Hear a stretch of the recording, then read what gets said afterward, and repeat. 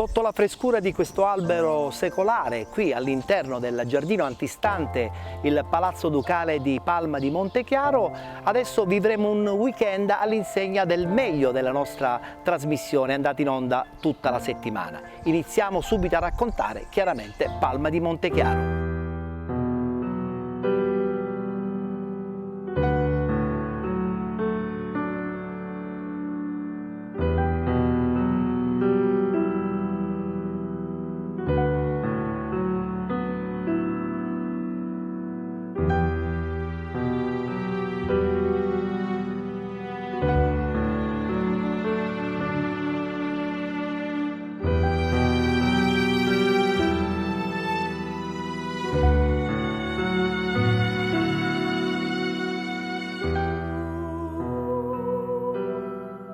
Maggio 1957. Caro Enrico, nella busta di pelle troverai il dattiloscritto del Gattopardo. Ti prego di averne cura perché è la sola copia che io possegga. È superfluo dirti che il principe di Salina è il principe di Lampedusa, Giulio Fabrizio mio bisnonno. Ogni cosa è reale, la statura, la matematica, la falsa violenza, lo scetticismo, la moglie, la madre tedesca, il rifiuto di essere senatore. Padre Pirrone anche lui autentico, anche nel nome. Credo di aver fatto tutte e due più intelligenti di quel che veramente fossero. Tangredi fisicamente e come maniere è Gio. Angelica non so chi sia, ma ricorda che Sedara come nome rassomiglia molto a Favara. Donna Fugata come paese è Palma.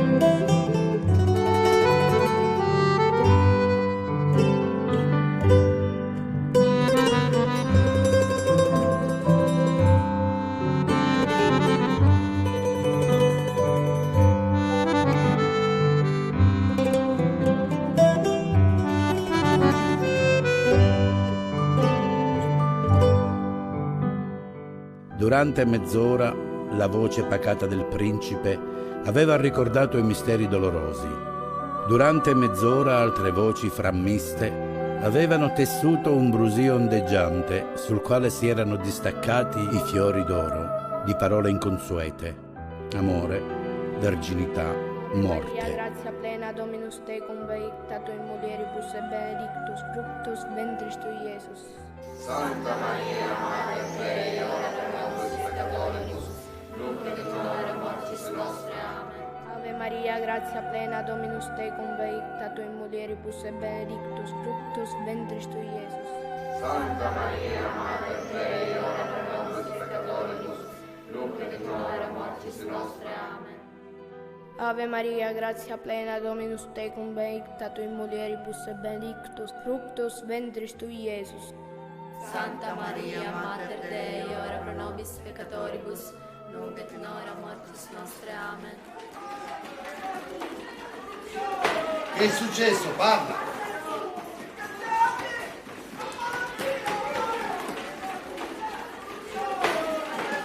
È la rivoluzione, è la rivoluzione! Madre, madre mia! Madre, madre mia! Il cadavere di un giovane soldato del 5° battaglione cacciatori, ferito nella zuffa di San Lorenzo contro le squadre dei ribelli, era venuto a morire solo sotto l'albero di un limone. Perché morire per qualcheduno o per qualche cosa va bene, è nell'ordine. Occorre però sapere, o perlomeno essere certi, che qualcuno sappia per chi o perché si è morti. Questo diceva quella faccia deturpata. E appunto qui cominciava la nebbia.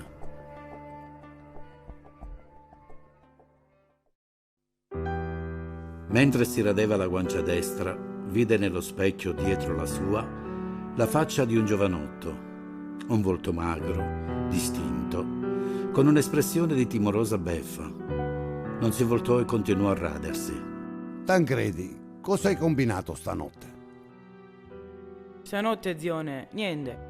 Sono stato con degli amici, una notte santa. E perché sei vestito così? C'è un ballo in maschera stamattina. Parto, zione, parto fra mezz'ora. Sono venuto a salutarti. Dove vai? Non vai mica a duello? Sì, un gran duello. Un duello con Re Franceschello. Vado sulle montagne, a Corleone. Si preparano grandi cose e io non voglio restare a casa. Sei pazzo a metterti con quelli. Sono dei mafiosi. Tutti imbroglioni. Un Falconieri sta con noi, per il re. Per il re, certo, lo hai detto spesso anche tu. Se fosse ancora vivo il re Ferdinando, ma Franceschello no. Credi che il piemontese sarà molto meglio? Dialetto torinese invece che il napoletano. Tutto qui. E allora, che ne diresti della Repubblica di un Peppino Mazzini? Se non ci siamo anche noi, quelli ti combinano la Repubblica in 4 e 48. Se vogliamo che tutto rimanga com'è, bisogna che tutto cambi.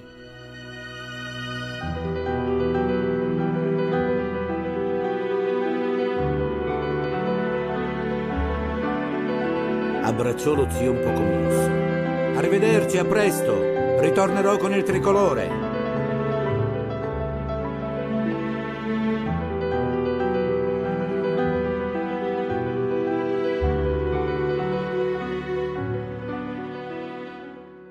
Donna Fugata era vicino ormai, con le acque zampillanti, con i ricordi degli antenati santi. Anche la gente là era simpatica, devota e semplice. Ma a questo punto un pensiero lo insidiò. Chissà se dopo i recenti fatti la gente sarà devota come prima. Si vedrà. Stanno arrivando, caso!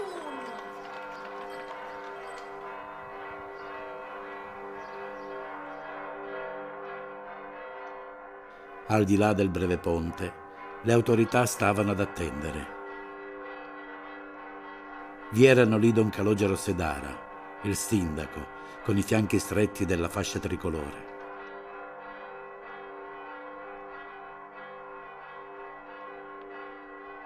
L'arciprete, il notaio, vi era anche Ciccio Tumeo, l'organista del Duomo.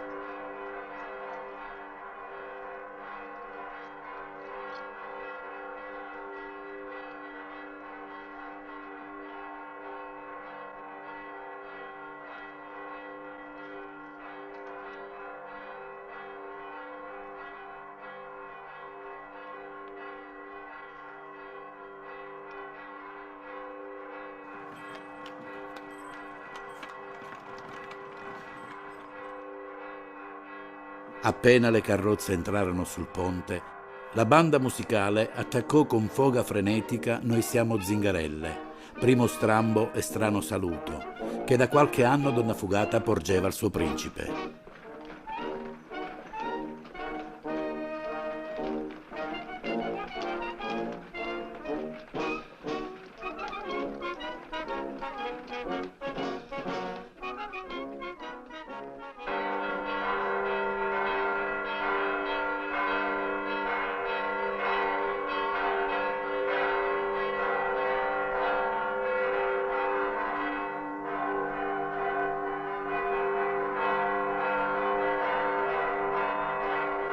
Il Duomo era stipato di gente curiosa fra le sue tozze colonne di marmo rosso.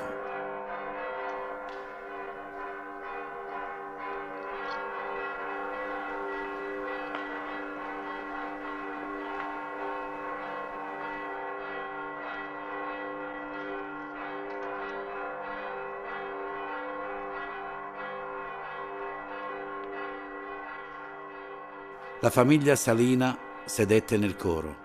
E durante la breve cerimonia Don Fabrizio s'esibì alla folla, stupendo. La principessa era sul punto di venir meno per il caldo e la stanchezza. E Tancredi, con il pretesto di cacciar via le mosche, sfiorò più di una volta il capo di Concetta. Tutto era in ordine e dopo il fervorino di Monsignor Trottolino tutti si inginocchiarono davanti l'altare.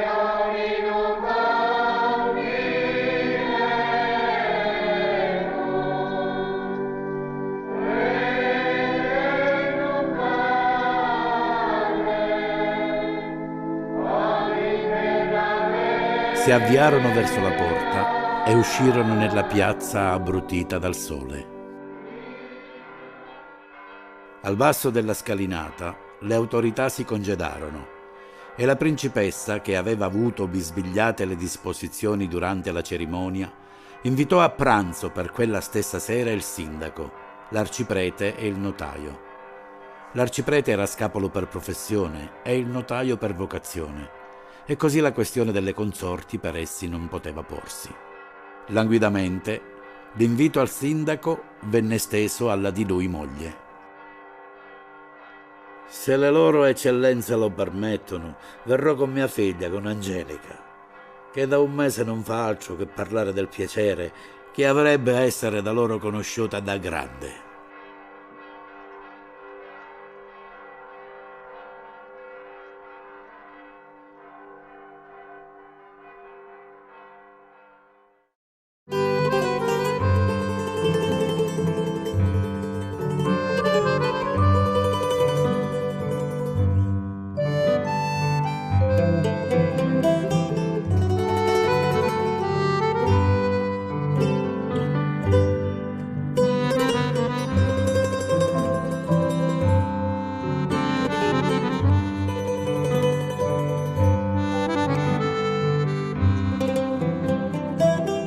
Abitudini secolari esigevano che il giorno seguente all'arrivo la famiglia Salina andasse al monastero di Santo Spirito a pregare sulla tomba della beata Corbera, antenata del principe. In quel luogo tutto gli piaceva, cominciando dall'umiltà del parlatorio rozzo, con la sua volta a botte centrata dal Gattopardo, con le duplici grate per le conversazioni, con la piccola ruota di legno per far entrare e uscire i messaggi, con la porta ben squadrata che il re e lui, soli maschi nel mondo, potevano lecitamente varcare. Gli piaceva l'aspetto delle suore, con la loro larga bavetta di candidissimo lino, a piegoline minute, spiccante sulla rude tonaca nera, e i mandorlati che le monache confezionavano su ricette centenarie. Paolo, Tancredi, padre Pirone, andiamo.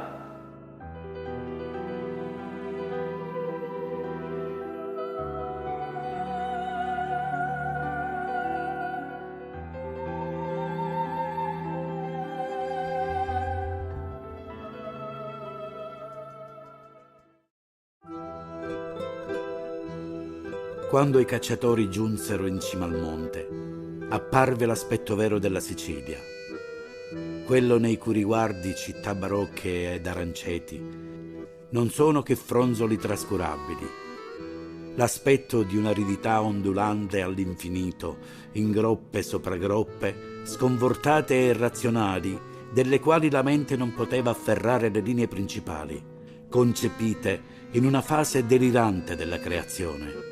Un mare che si fosse pietrificato in un attimo, in cui un cambiamento di vento avesse reso dementi le onde. Donna Fugata, rannicchiata, si nascondeva in una piega anonima del terreno e non si vedeva un'anima. Sparuti filari di viti denunziavano soli un qualche passaggio di uomini. Oltre le colline, da una parte, la macchia indaco del mare, ancor più duro e infecondo della terra.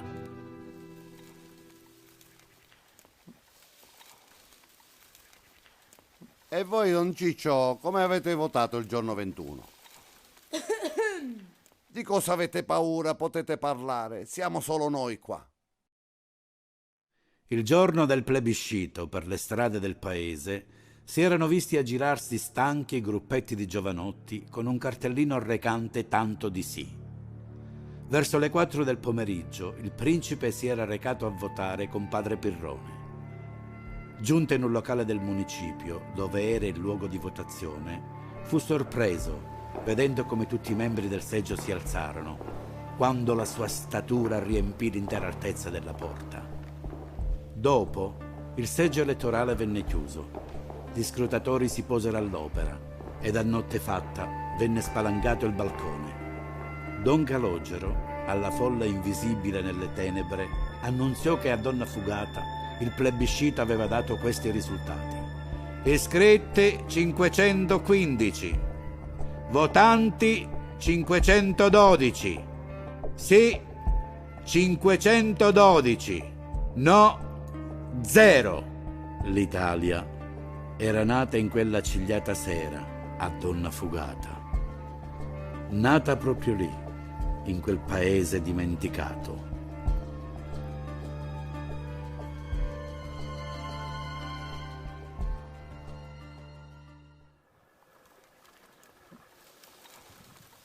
Scusate, ma la vostra è una domanda inutile. Sapete bene che a Donnafugata hanno votato per il sì. Si dice che voi avete consigliato agli incerti di votare di sta maniera. Sì, è vero. E allora? Avete votato sì? No, eccellenza, io avevo votato per il no. 100 volte no. Sì, forse avete ragione voi. È la necessità, l'unità, l'opportunità. Ma Ciccio Tumeo è un galantuomo, povero e miserabile, con i calzoni sfondati. È stata la regina Isabella, la spagnola, a farmi studiare, che allora era duchessa di Calabria, e a permettermi di essere, che duca signora, organista della chiesa, onorato dalla benevolenza di vostra eccellenza. Calmatevi, don Ciccio. Ma sapete che la gente era sovreccitata per le vittorie di Garibaldi. E il plebiscito non era che il male minore. Qualcosa doveva cambiare perché tutto rimanesse come prima. Sì, ma io avevo detto no. Ho detto nero e mi avete fatto dire bianco. Ero un fedele suddito e ora sono un borbonico schifoso. Ora tutti i savoiardi sono, ma io i savoiardi me li mangio con caffè. Calmatevi, don Ciccio. Eccellenza. Sentite, ma parlatemi di don Calogero, voi che qui a Donnafugata conoscete tutti. Don Calogero è un uomo molto ricco, avaro e intelligente come il diavolo. Tra qualche mese sarà deputato al Parlamento di Torino e tra qualche anno saranno venduti beni ecclesiastici. E Iddo con 4 sordi si li piglia. O feudo di Marca, o feudo di Fondachello. E diventerà il più grande proprietario della provincia. Questo è Don Calogero, è l'uomo nuovo. Peccato però che va a essere così. Sì, ma e la famiglia com'è? Nessuno ha mai visto la moglie di Don Calogero da anni. Tranne io però. Esce solo per andare a messa. La messa delle 5, quando non c'è nessuno. Un giorno ho fatto una levataccia apposta per vederla. Parola d'onore, eccellenza, è bella come usuli. Sa, Don Calogero, scarafaggio com'è, vuole tenerla lontano dagli altri. Però anche nelle case meglio custodite le notizie gocciolano. Le serve parlano. Pare che Donna Bastiana sia una specie di animale. Non sa leggere, non sa scrivere, non conosce manco l'orologio. Eppure è incapace di volere bene a sua figlia. Lo sapete di chi è figlia Donna Bastiana? È figlia di un vorsumenzano, Rungi, Peppi Giunta si chiamava, che era talmente lurido e ingrasciato tutti lo chiamavano Peppi Merda. Scusasse la parola, eccellenza. 2 anni dopo la fuga di Bastiana con Don Calogero, lo hanno trovato sulla strada di Rampinzeri, morto, con 12 colpi di lupara sulla schiena. Mi parlate di tutto, di madri selvaggi, di nonni, ma non di ciò che mi interessa, la signorina Angelica. Della signorina Angelica non c'è niente da dire, parla da sé. In lei c'è tutta la bellezza della madre, senza manco un feto di biccume di suo anno. E poi è intelligente, è una vera signora, con quelle trecce nere, quegli occhi, quella pelle, quel petto. Le sue lenzuola devono profumare di paradiso. Calmatevi, don Ciccio, d'ora in poi parlerete della signorina Angelica con il dovuto rispetto. Stasera stesso chiederò la sua mano a don Calogero per mio nipote Tancredi e siete il primo a saperlo. Eccellenza, è una porcheria, Un vostro nipote non deve sposare la figlia dei vostri nemici, che vi hanno sempre tirato i piedi. Cercare di sedurla è un atto di conquista, ma così è la fine dei falconieri, è la fine dei Salina. Questo matrimonio non è la fine di niente, è il principio di tutto e questo rientra nelle migliori tradizioni. E adesso andiamo.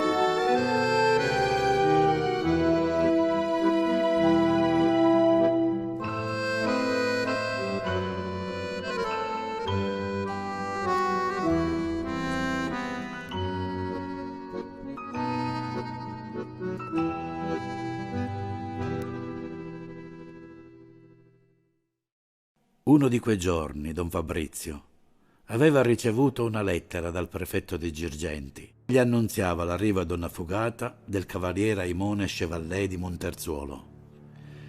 La corriera giunse sul far della notte. Da essa discese anche Chevallé di Monterzuolo, riconoscibile subito dall'aspetto esterrefatto e dal sorrisetto guardingo. Di natura timida e congenitamente burocratica, si trovava molto a disagio. Aveva avuto la testa imbottita da quei racconti briganteschi mediante i quali i siciliani amavano assaggiare la resistenza nervosa dei nuovi arrivati e da un mese individuava un sicario in ciascun usciere del proprio ufficio ed un pugnale in ogni tagliacarte di legno sul proprio scrittoio. Quando Francesco Paolo gli si avvicinò presentandosi, strabuzzò gli occhi perché si credette spacciato.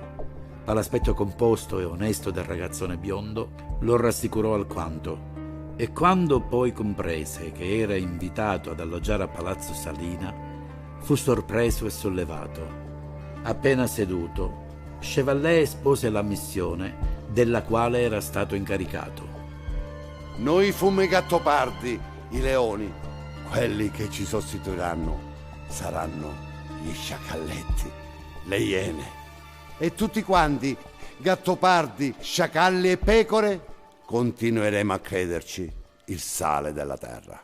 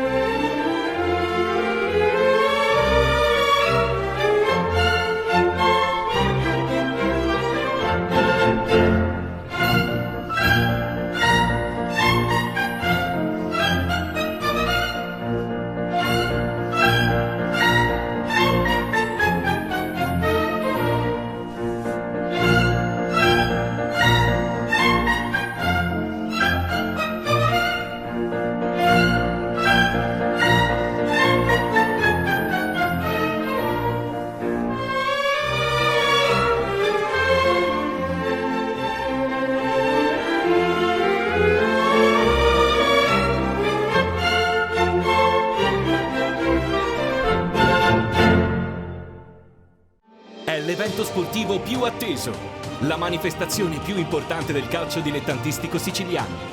Penalty Awards 2021, 8ª edizione. Sabato 7 agosto alle ore 18 con ingresso libero contingentato. Palazzo Ducale del Gattopardo di Tomasi di Lampedusa, Palma di Montechiaro, Agrigento.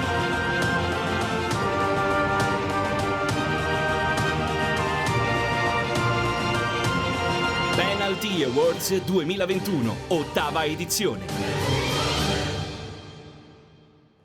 Siamo all'esterno del bellissimo Palazzo Ducale Tomasi di Lampedusa, qui a Palma di Montechiaro.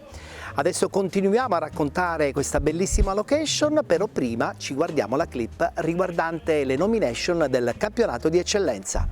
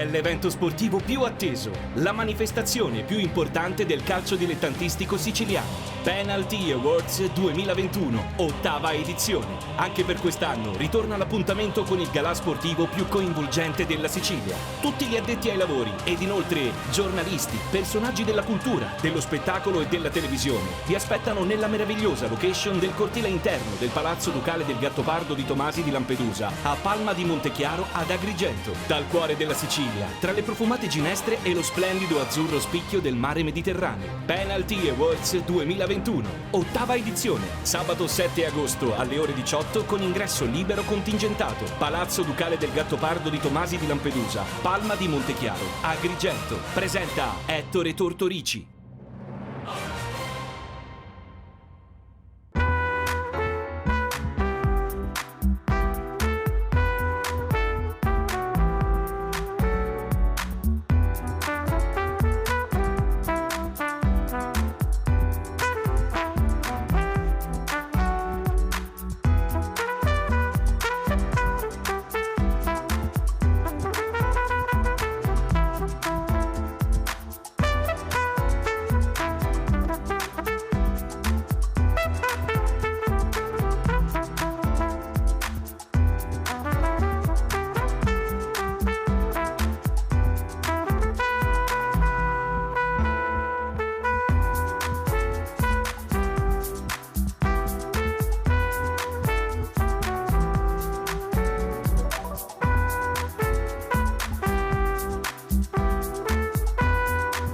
Siamo dentro una posta d'api, una struttura realizzata circa un secolo e mezzo fa, dove trovano una collocazione naturale i fascelli siciliani. Sono le antiche arnie siciliane con cui venivano allevate anticamente le arnie, che ancora oggi è presente in azienda e che ancora gestiamo e non vogliamo assolutamente abbandonare, perché per noi conoscere il passato ci consente di raggiungere un futuro migliore.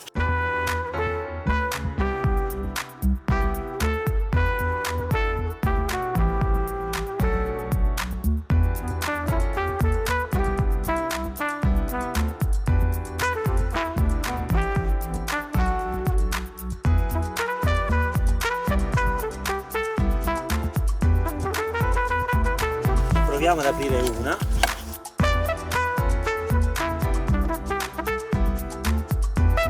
Qui in questo tipologia di arnie non abbiamo dei telaini precostruiti, ma sono le api che costruiscono i loro fodi partendo dal tetto a scendere. Quindi questa è pura cera d'api. Nel secondo favo noti quelle celle che sono chiuse, vengono in gergo chiamate opercolate, che sono le future api che nasceranno.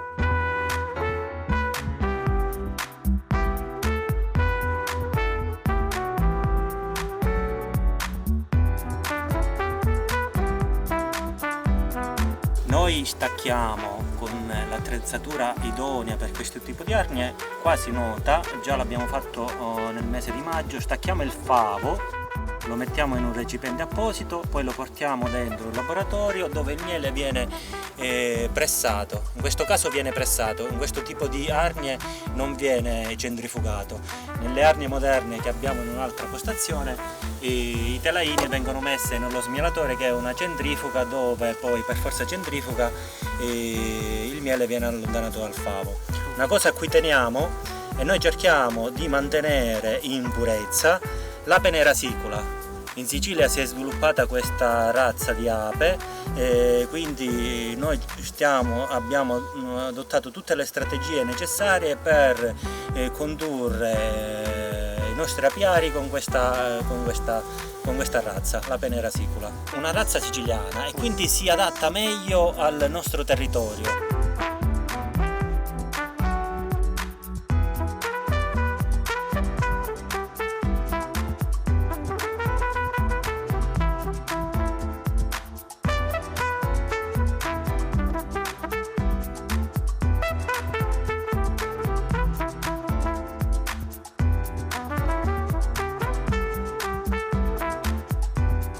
E io con questo tipo di ape non devo ricorrere alla nutrizione perché si adatta meglio all'ambiente, quindi lei capisce a seconda dell'ambiente come deve gestirsi, quindi io non faccio interventi di nutrizione e assolutamente non faccio interventi acaricidi con prodotti chimici.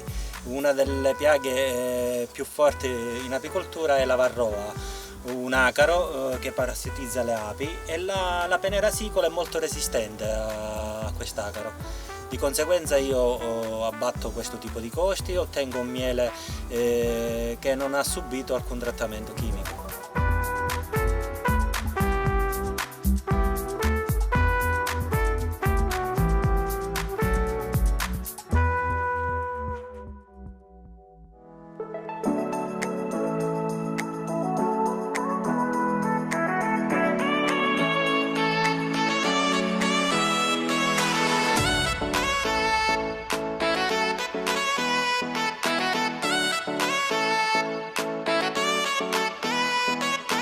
Ci troviamo all'interno dell'azienda agricola Percia Quartari, proprio all'interno del territorio di Palma di Montechiaro. Siamo con Giuseppe Bonsangue, l'agronomo di questa azienda, a cui faccio subito una prima domanda. Quando nasce questa azienda? L'azienda nasce circa un secolo fa. Sorge su un antichissimo feudo dove la famiglia di mio suocero ha sempre lavorato e è arrivato ai giorni nostri. Cosa producete esattamente? Noi produciamo diverse colture agricole, in particolare il grano, olio e mandorle, ma negli ultimi anni abbiamo sviluppato la filiera del miele. Quali sono i gusti che generalmente realizzate? Realizziamo 3 tipi di miele solitamente, il millefiori, il cardo e la sulla. Ed è un'attività che segui in maniera personale? Il miele lo seguo personalmente io. Tutta la filiera, dalla produzione alla commercializzazione, viene seguita interamente da me. Il territorio è un territorio probabilmente ideale perché c'è la vicinanza probabilmente del mare, questo vento che probabilmente accompagna le stagioni e poi forse anche un clima quasi ideale. Assolutamente sì, il clima è perfetto, consente alle produzioni di essere molto precoci e quindi di svilupparsi prima della calura estiva. Il mare dà maggiore sapidità ai nostri prodotti. Io sono abbastanza curioso anche nel conoscere il nome di questa azienda, Percia Quartari. Ecco, ci spieghi un pochettino da dove nasce questo nome? Assolutamente. L'azienda prende il nome dalla contrada. La contrada appunto si chiama Percia Quartari perché è presente un'antichissima sorgente di acqua potabile dove anticamente si riempiva le acque con i contenitori dell'epoca che si chiamavano quartari. Sì. I contenitori è un nome molto siciliano. Sì, assolutamente. Però in questa sorgente molto piccola col passare del tempo le quartare si bucavano, cioè si perciavano, e da qui il nome Percia Quartari. E possibilmente c'è già vicino una fonte? Sì, assolutamente, quasi presente dentro l'azienda, a poche centinaia di metri. Un'azienda che sta sviluppando probabilmente un progetto di crescita. Qual è il prossimo futuro dell'azienda appunto agricola Percia Quartari? Noi vediamo di portare oltre al nostro miele sugli scaffali dei consumatori anche prodotti come le mandorle e focalizzarci molto sulla produzione dei grani antichi siciliani per produrre delle farine da commercializzare. Che tra l'altro stanno andando, non dico di moda, ma sono le più richieste sul mercato, quindi c'è già una ricerca del naturale. Sì, i clienti sono molto alla ricerca di prodotti a chilometro zero, prodotti provenienti da aziende rispettose dell'ambiente, dove non si utilizzano fitofarmaci di sintesi e chimici.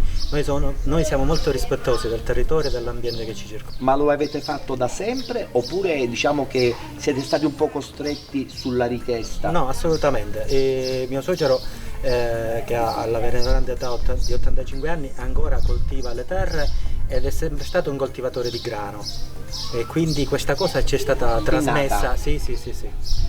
Hai detto che ha 85 anni, quindi voi siete la nuova generazione e dopo di voi la vostra generazione avrà ancora voglia di vivere la cultura dell'agricoltura? Ma io ci scommetto perché sono 5 nipoti, sono molto legati all'azienda, uno sta studiando scienze agrarie e quindi il futuro sembra roseo. Orientato Sì, verso sì, sì. questo obiettivo Sì, della sì, sì, continuazione della vostra generazione. Sì, sì. Grazie. Grazie a te, Ettore.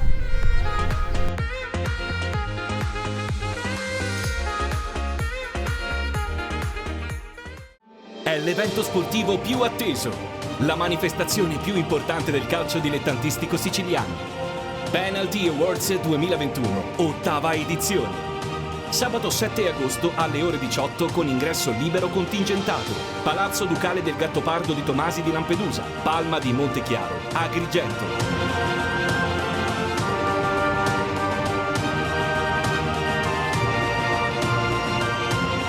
Penalty Awards 2021, ottava edizione.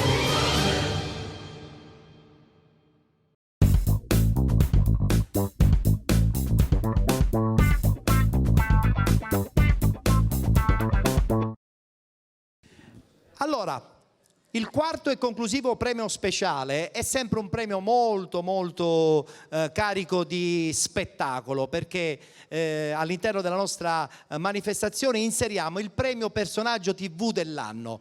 Ogni anno sono venuti a ritirarlo tanti nomi del mondo della televisione, dello spettacolo in genere, e quest'anno sono doppiamente contento perché, insomma, a parte che è un amico, è un ragazzo che è cresciuto stagione dopo stagione, diventando veramente un volto molto conosciuto della televisione siciliana. E allora a questo punto chiamo qui sul palco per ricevere il premio personaggio TV dell'anno Cristiano Di Stefano.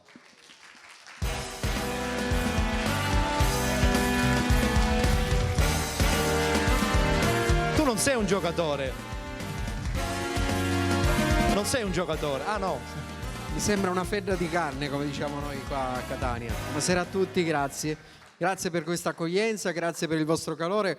Tu non sai una cosa, io ho avuto a che fare col calcio, perché Quando? un paio di anni fa io, Chetti e Gaetano della famosa trasmissione Playa Bonita siamo stati gli inviati di quelli che è il calcio. Ah sì, avete visto soltanto il calcio? Ho visto soltanto, poi io giocare al calcio è una cosa, infatti guardavo tutti sti ragazzi, premi a destra, premi a sinistra, e se mi vedessero giocare sarebbe veramente un disastro. Vabbè, fai altre cose tu, fai altre cose. Faccio altre cose, riesco discretamente a intrattenere il pubblico. Lo diciamo noi che le fai bene però. Un applauso a Cristiano.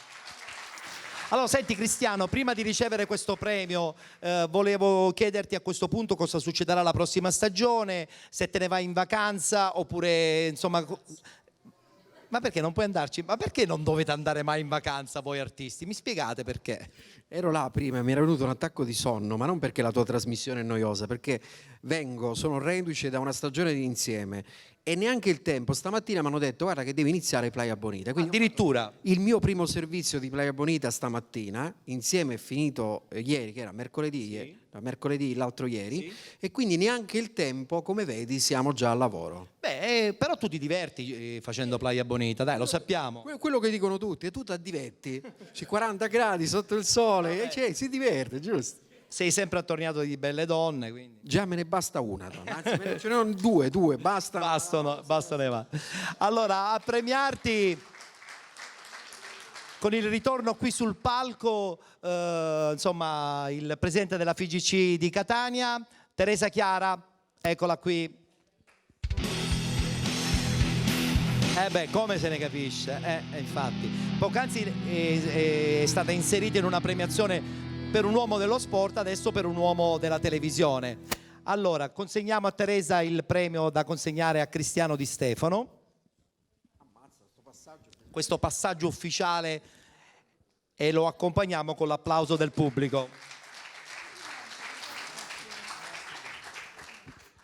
Allora, abbiamo quindi a questo punto quasi concluso, volendo, il gruppo del campionato di promozione. Rimane il ruolo forse più ambito in un premio regionale, quello dell'allenatore. Allora adesso do subito i nomi dei 3 che sono in nomination per quanto riguarda il ruolo come miglior allenatore del campionato di promozione, e li invito qui chiaramente sul palco. Sono Giuseppe Mione del Castellammare, Mimmo Moschella della Ionica e Salvatore Utro Marina di Ragusa.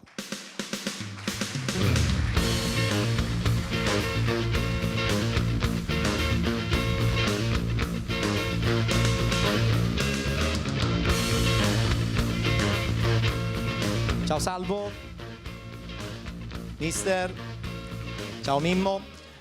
Allora, devo dire che tutte e tre vincenti, chi nei playoff, chi addirittura abbondantemente un paio di settimane prima, insomma per voi è stata comunque una stagione quasi da incorniciare. La nomination potrebbe secondo me rappresentare a questo punto proprio la ciliegina. E Federica, mi dai questa busta pesante? È una busta molto pesante, perché quella dell'allenatore è stata sempre la busta più pesante, perché scegliere gli allenatori, soprattutto un'associazione che è di categoria, è sempre molto difficile. Vediamo un po' che cosa mi hanno portato.